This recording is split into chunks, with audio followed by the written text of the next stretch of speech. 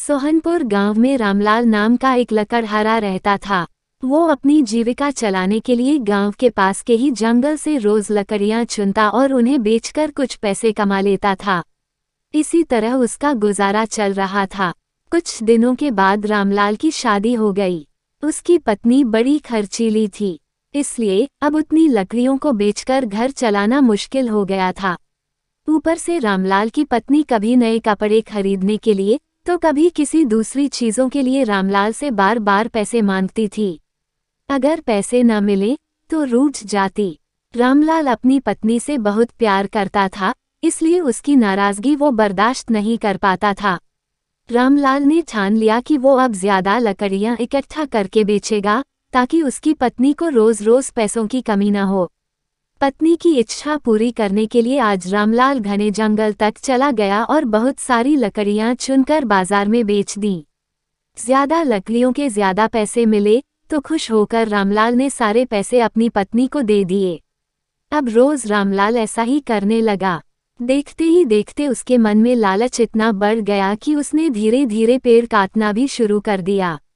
पेड़ काटने से और ज्यादा लकड़ियां हो जाती थीं और उसे अधिक दाम मिलने लगे। लकड़हारा हर हफ्ते एक पेड़ काटता और लकड़ियां बेचकर मिलने वाले पैसों से अपनी पत्नी के शौक पूरे करता। अब पैसे ज्यादा आ रहे थे तो घर भी अच्छे से चल रहा था। धीरे धीरे रामलाल ने पैसों को जुए में लगाना शुरू कर दिया। जुआ खेलने की लत ऐसी लगी कि रामलाल एक मोटी रकम इसमें हार गया।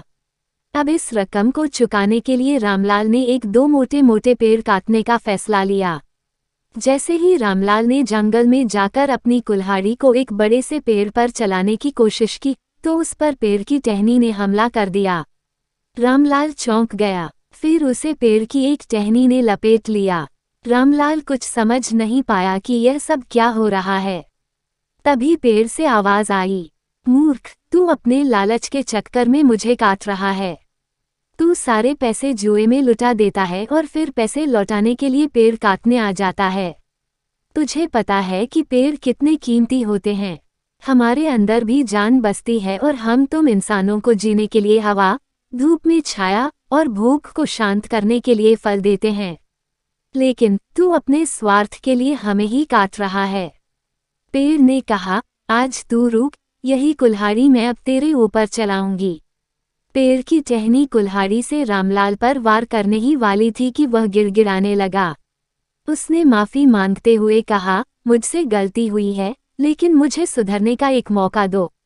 अगर आप मुझे मार दोगे तो मेरी पत्नी का क्या होगा? वो अकेली पड़ जाएगी। आज से मैं किसी पेड़ को नहीं काटूंगा, ये प्रण लेता हूँ।